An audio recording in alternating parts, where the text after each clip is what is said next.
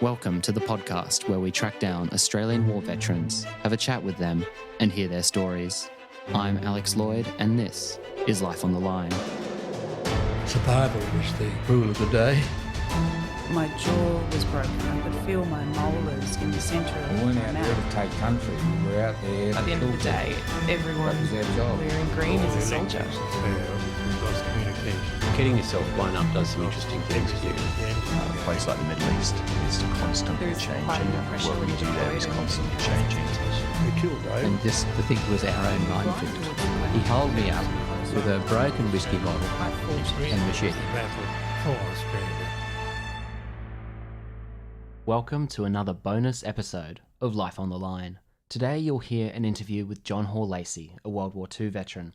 This is the first of our featured archive interviews, which you'll hear a couple more of this year on the podcast. We conducted this interview with John for the World War II documentary called For School and Country. The late John Hall-Lacey was one of the veterans we interviewed for the series. Angus Horden spoke to John with me behind the camera on 12 June 2012 in John's home in Moss Vale. Today you'll hear a couple of highlight stories from that interview. It's an older interview, so it will sound a bit different to normal, but I hope you enjoy.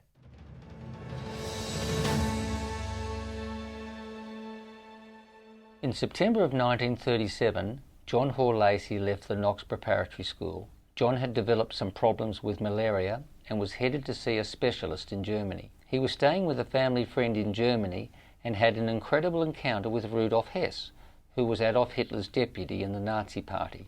She was staying in the same hotel with me, old pension, and I was skiing on the slope with her, and Hess was not far away, and she said to me, "Do you want to meet Rudolf Hess?" Because she knew who he was.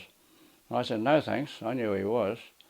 Anyway, he happened to see her, and he came across, spoke to her, and anyway, she introduced me as an Australian in German, and he saw in German they were good fighters, now because he'd fought in the First War.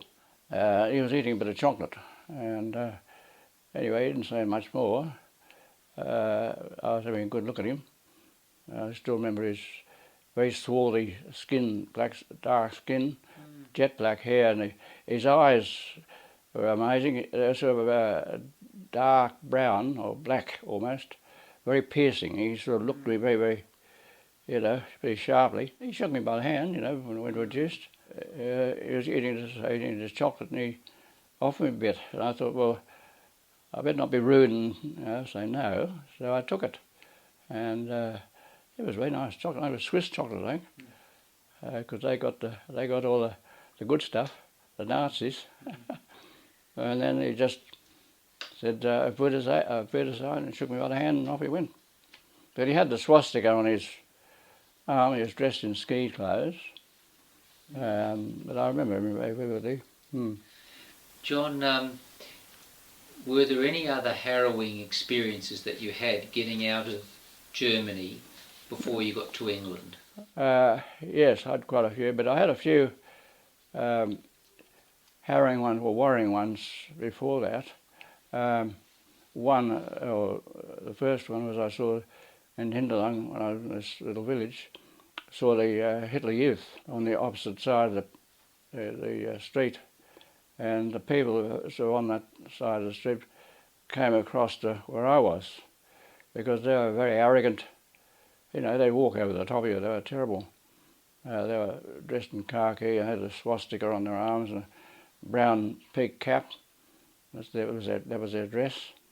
And but they, I didn't. That's the only time I saw them. That's all. And the second one, which worried me quite a bit, was I was in a little town called Immenstadt, which was north of where I was in Hinterland, and I saw this brown shirt, who were a pretty nasty lot. They were sort of under the Gestapo, coming along the street in front of me, and I went to dodge him, and he tripped over my foot and went flat on his face. And I didn't pick him up. I shot through, into the crowd, and I was a bit worried for a little while that he was sort of got up and sort of saw me and was following me, but he didn't. I was too quick getting through the crowd before he got up. Some pretty hair-raising pre-war experiences there. That encounter with Hess stuck with John for the rest of his life. Coming to World War II itself, here's a memorable moment from John's time in Borneo at the Battle of Balikpapan. And then, of course, we boarded this LCM at Morotai to go to Balikpapan. We landed on the Balikpapan on 1st July 1945. I didn't do very much there because I got a letter from my uncle, my mother's brother, saying my parents were getting divorced, my father wanted to marry somebody else, and my father and I never got on. When I read it, I just dropped the shock. I just passed out. The next time I was on this bed, and they were putting these icy cold poultices on my forehead to keep my temperature, because I had a temperature of 105, shock. And I was so angry, I was very angry. And this American doctor was there with his big black beard, and he said to me, "You'll be right in the morning, find the Japs." And I said, "My oath." And but the boys decided, because I was so angry, because when you're like that, you've got no fear. And they wouldn't let me go ashore for 24 hours. And the next morning, I went ashore and walked up the track and found the boys, and they were loading stores or something. And anyway, the Japanese started shelling us.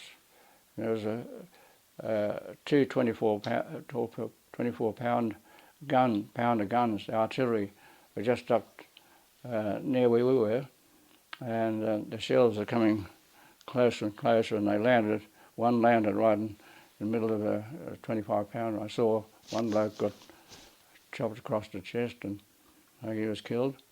Anyway, after that, the boys shot into this concrete bunker just nearby, and they were yelling out for me to come, and I said, "No, I'm right, I'm not coming." And I went on working, and the shells were coming closer and closer, and the next one landed, I suppose, a bit further than the doorway, and I could see this big rubber shrap coming towards me. I just had a slouch hat on, no teal helmet, and it just missed me by about 3 inches. I thought to myself it was a bit close. I heard, when it went over my head, I hit this coconut tree behind me, and I heard this noise, and I looked around and I saw the coconut tree just going, over. I thought to myself that was a bit close, and I said, "Well, I'm not staying here." So I just walked to where the boys were in the concrete bunker, and this Fred Craig, grabbed on me. He said, "You silly young beggar," he said, and he was crying. He was, crying, and they pulled me back in, and next shell landed where I was, so I was a bit lucky. You were incensed by your dad? Yes, yeah, I was just so angry. When you're angry like that, you've got no fear, you don't care. But the funny part was, after I was thinking, I always wanted to be tall like my father. He was 6'4". He was a Royal Navy, First World War and Second World War. He went up to both of them. And I always wanted to be tall, and I hated being shortish. I thought to me afterwards that had I been tall, I would have had my head knocked off. So I was quite thankful to be short after that.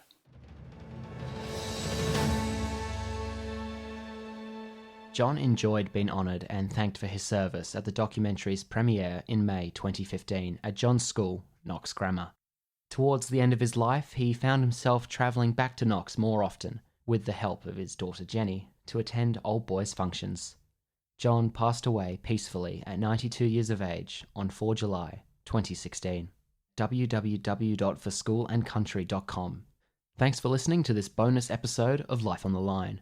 You can find us at www.lifeonthelinepodcast.com, which is how we're also known on social media. And if you know a veteran serviceman or servicewoman with a story to tell, please get in touch. We would love to have them on the podcast. Life on the Line is brought to you by Thistle Productions. Artwork by Big Cat Design, music by Dan Van Werkhoven. Thanks for listening, and lest we forget.